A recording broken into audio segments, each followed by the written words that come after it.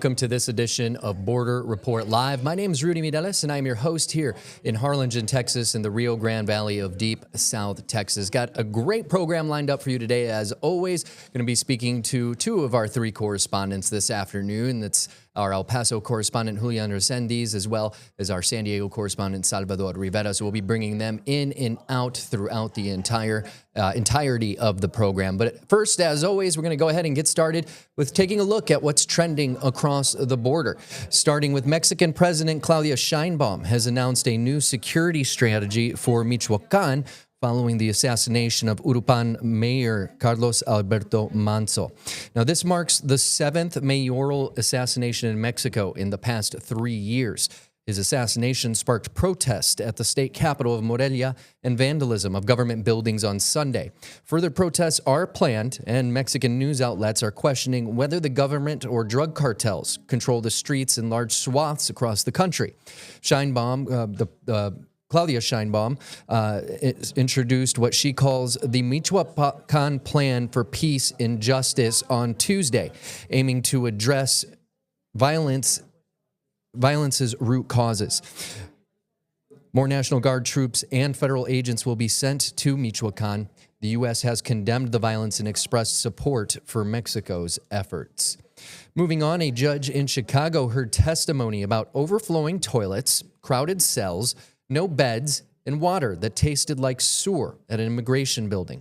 The building serves as a detention center for people rounded up in the Trump administration's immigration crackdown. Many who were held at Broadview testified in federal court Tuesday. Attorneys say detainees have been denied proper access to food, water, and medical care.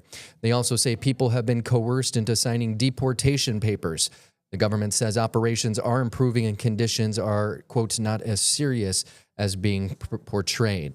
Got some data for you to share with you. The number of people caught crossing the southwest border illegally hasn't exceeded 10,000 a month since February.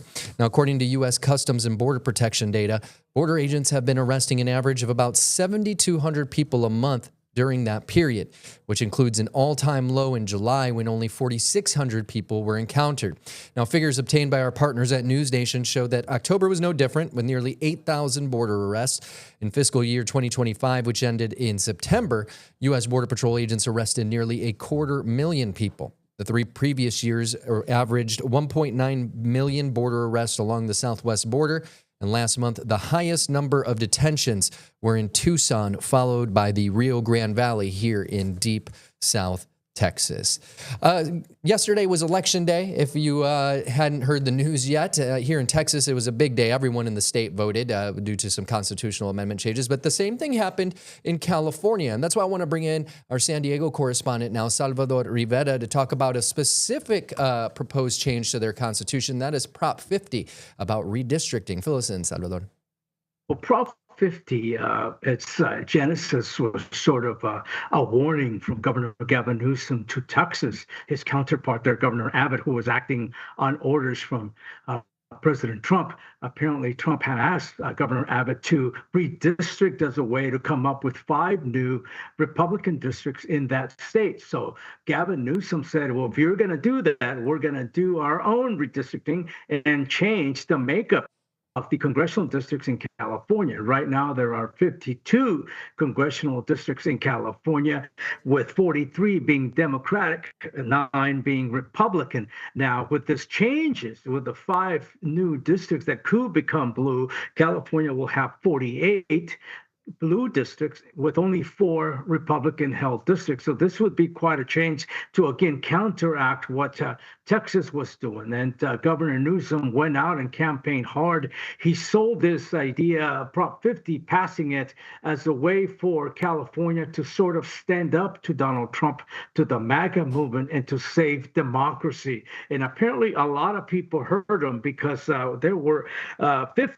5.1 million voters who voted to approve Prop 50 as opposed to 2.9. So by a wide margin, 66% approval rating, the Prop 50 passed. Now, this is, another thing to note is that 8 out of 10 people who supported the measure said they did it as a way to oppose Donald Trump in the state of Texas. They said this was a necessary move to neutralize, necessary to counter what Texas was doing. Now, the way that it'll be done is to funnel more Democrat registered voters into traditional districts that are now being held by Republicans. In particular, one district is the 48th, which covers a large portion of the border between California in Mexico. Right now, Republican Darrell Issa is in control of the district, and he told he was quoted yesterday as saying that I am not going anywhere. I'll continue to represent the people of California, regardless of their party or where they live. Of course, Governor Newsom last night, after it was clear that it was going to pass, Prop 50 was going to pass, he addressed reporters and said that this was necessary again as a way to save democracy in California. Now, this redistricting plan will only be in effect for the 2026 election, 2028 election, and 2030 election. There were a lot of vote no on 50 people who wanted this measure to be defeated. In fact, a lot of money came into the state just for that purpose, to make sure that it went down in flames and that Governor Newsom's desires were not met. All told, $100 million was spent on this proposition to defeat it and to get it approved. So a lot of money came in from out of state for this measure. A lot of things were in play, a lot of things that were needed to be done, according to Governor Gavin Newsom. Now, California, if it does get 5 new districts, keep in mind that Texas apparently will get 5 new Republican districts, and Missouri could get 1, Ohio possibly 2. Rudy, other states like Florida, Indiana, Maryland, New York, and Virginia are talking about going ahead and redoing their congressional districts here in the near future. You know, it's interesting that you mentioned Representative Issa, because that's just kind of one example of how quickly this can flip the table. Darrell Issa, longtime member of Congress there in California, and kind of almost, I guess you could say, one of the leaders of the Republican Party over the last several years. So it just kind of goes to show that, you know, almost like no one is safe, regardless of which party or which state you go into, especially with someone with such a, you know, high profile within the GOP. You know, speaking of Texas redistricting and this kind of, or at least what Governor Gavin Newsom says is kind of pointing at Texas as this all being the result of Texas taking this step without asking its electorate. I wanted to bring in our El Paso correspondent now, Julian Resendiz, because Julian, you have been watching this very closely. Everything's kind of developing over in your side of the state. So what can you tell us about Texas? What I can tell you is that what Texas did a few months ago pretty much opened the Pandora's box that's resulting in what we just saw last night in California, and what we're no doubt going to be seeing in coming months in other states. Now, whatever happens, either with the redistricting in California or in Texas, in a way it's kind of moot, because those results, those cases are being challenged and are going to end up in the courts. And all the parties here in Texas say that they expect the Supreme Court to be the ultimate, to make the ultimate decision on exactly what each state can do, how they can do it, and that's going to have a major impact on the overall election results. As far as the Texas case, there was just a few weeks ago, there was a lawsuit that was heard here in El Paso, in which a plethora of pro-immigration groups and civil rights groups got their say in court on how this Texas redistricting is unconstitutional, and it's probably going to deprive minority voters of the right to decide on a candidate of their choice by placing them in districts where their vote really has no opportunity to get their wishes expressed at the ballot box. We are just waiting on the result on the ruling from the judges, which could be pretty imminent. In fact, later this afternoon, I'm scheduled to check on the case, see what the developments are. But like I said, the bottom line, Rudy, is that whatever happens in Texas, whatever happens in California, it's all going to end up in the Supreme Court. Yeah, and it's interesting you say that because last night during our local election coverage here in the Rio Grande Valley, we had a political science professor from the University of Texas at Rio Grande Valley on. He's the chair of the political science department. And one of the things we were talking about was the redistricting battles and how it seems like in Texas's case, every single time we go through some kind of redistricting, it always ends up in the courts. Have you seen anything in the past that is going to kind of tell the tale other than it's going to go to the Supreme Court? Well, there's widespread opposition. There's a lot of unity. Like what Sal is saying happened in California. This is polarizing sectors of the community. In a way, it's kind of brought together, united all the Hispanic and the African American political and civil rights groups. So it has had the effect of bringing together this coalition. Will that be reflected on the election, the midterm election? Well, we need to wait to see for, the result, and also need to see what all this anger and umbrage is going to do as far as electoral participation. And Salvador, I wanted to bring you in just for another moment. And I know we don't probably have all the data in front of us yet. You know, everyone's still kind of going through the numbers of who voted for what, depending on what party they typically align with. But have you heard anything from any of your folks on the ground about whether or not there were Republicans voting for Prop 50 as well? We have not heard that. I really don't know, aside from the numbers that came out, that 66% of Californians who did vote, and this was close to 8 million people, they were voting for Prop 50. 2.9 million Californians voted against it. As far as people going, perhaps Republicans voting for, Democrats voting against it, I really don't know. Those stats figures have not been released yet. All right. Yeah, I just wanted to check in because I know on our partners at Political Power Ranker have been talking and discussing this very Proposition 50 specifically over the last several weeks leading up to last night's elections. And a lot of folks were kind of, I guess, saying that this was almost like a referendum. It's almost a Newsom versus Trump item rather than being, you know, what they're looking for as far as the future of California goes. But yeah, I know it's still early. I didn't mean to put you on the spot there, but I appreciate you both so much for being here. And that being said, we're going to take a very quick break. And when we come back, we're going to continue the discussion on everything that's trending across the border. Stay with us. Border Report Live is back in 1 minute.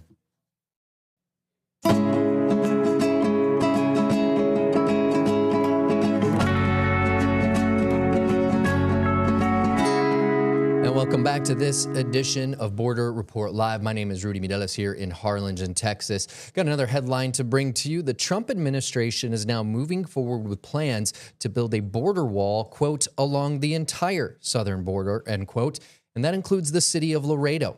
City officials were notified during a regular meeting with officials from U.S. Border Patrol and the U.S. Department of Homeland Security.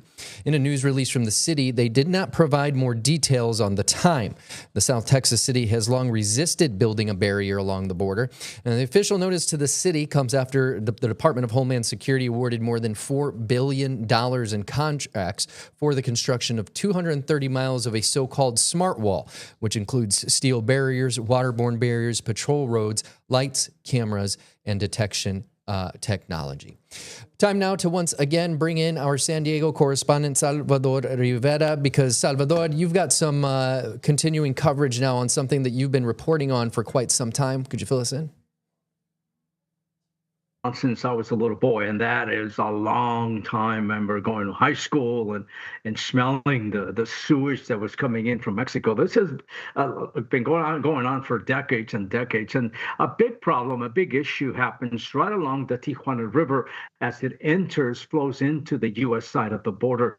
It carries, especially when it rains, it carries a lot of sewage, trash, debris, tires, you name it, is flowing down there. And it all ends up north of the border, goes through the Tijuana River Valley, and a lot of it ends up in the Pacific Ocean. So as a way to stop this, to keep this from happening, an environmental group called Alter Terra and others got together. They came up with financing to put in a 1,200-foot long trash boom, and they set it just inside U.S. soil. It's anchored by about 120 tons of concrete. and they set it on there last year to see how well it would work. And apparently it did wonders because they decided to do it again this year. And already in a matter of an hour or so, it totally paid off. This trash was collected a few weeks ago when it rained in the San Diego-Tijuana region. In about an hour, it went from this to this. That little rain that lasted for about an hour, this is a product of that. Oscar Romo is with Alter Terra, the binational environmental group behind the trash boom that has been set up just inside U.S. territory. The bridge you see there is the actual border with Mexico, where the Tijuana River flows into California. 100% of the trash is from Mexico. Last year, Alter Terra and others got the funding to install the 1,200-foot boom. When the water rises, the boom floats. Its fence-like segments stop the trash on the surface of the river.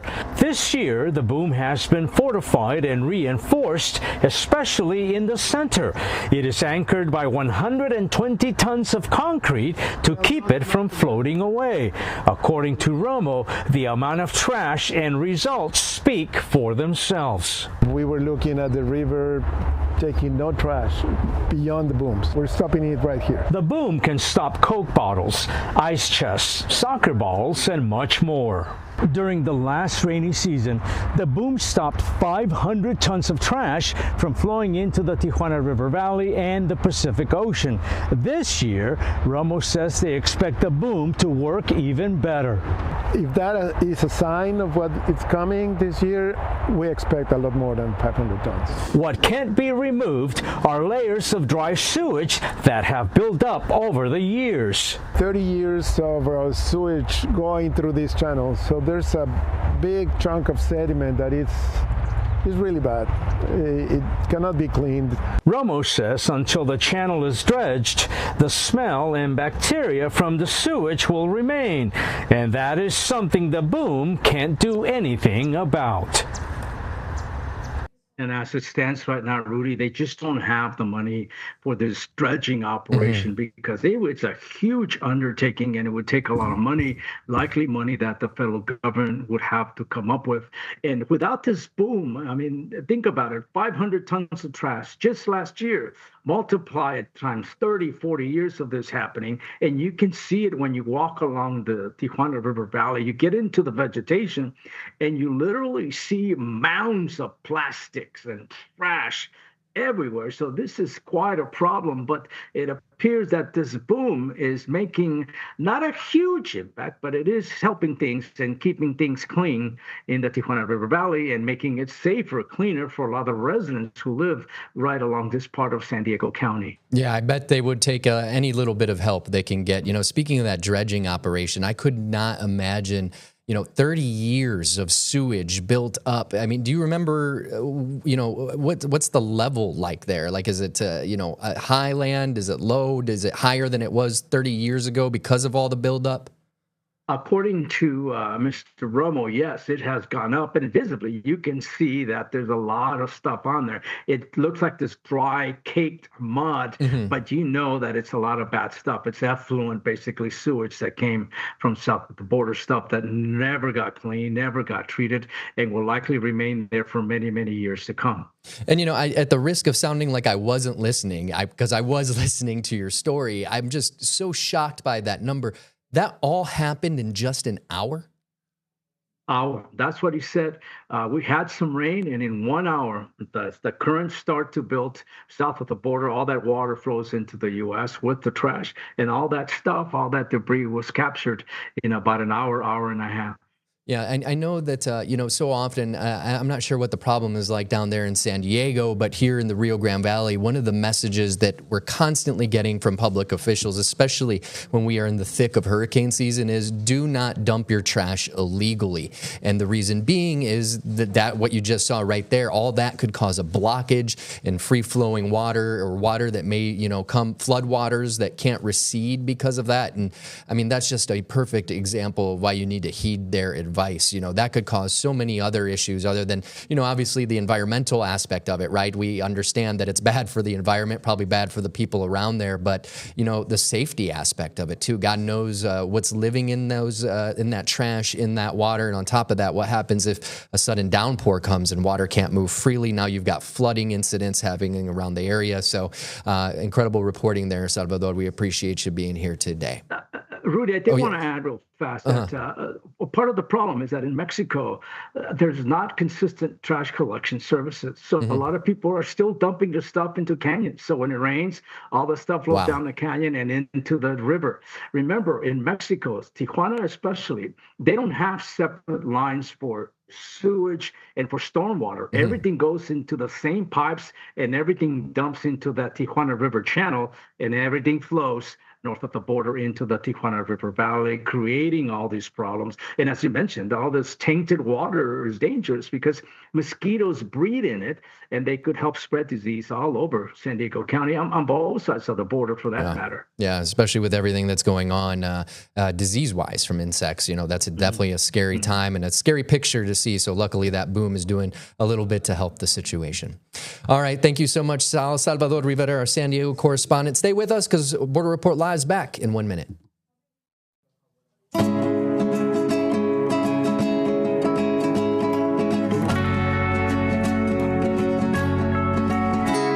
Welcome back to this edition of Border Report Live. My name is Rudy Mireles.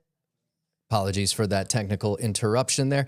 Another headline, Mexican President Claudia Sheinbaum says the harassment she suffered from a drunk man near the government seat is an assault on all women, and she has pressed charges. So I wanted to bring in El Paso correspondent Julian Resendiz once again to kind of break down this lawsuit that the president of Mexico is now involved in. Yes, Rudy. This really came out of nowhere. President Sheinbaum did her morning press conference as usual. Then she went out to meet some of the residents around Mexico City. She was shaking hands in public on a street with bodyguards a short distance away. And as she was shaking hands, a man came up from behind her, grabbed her by the shoulders, and attempted to kiss her in the neck. Obviously, security finally intervened. The man was arrested, and she has presented charges in a Mexico City courtroom.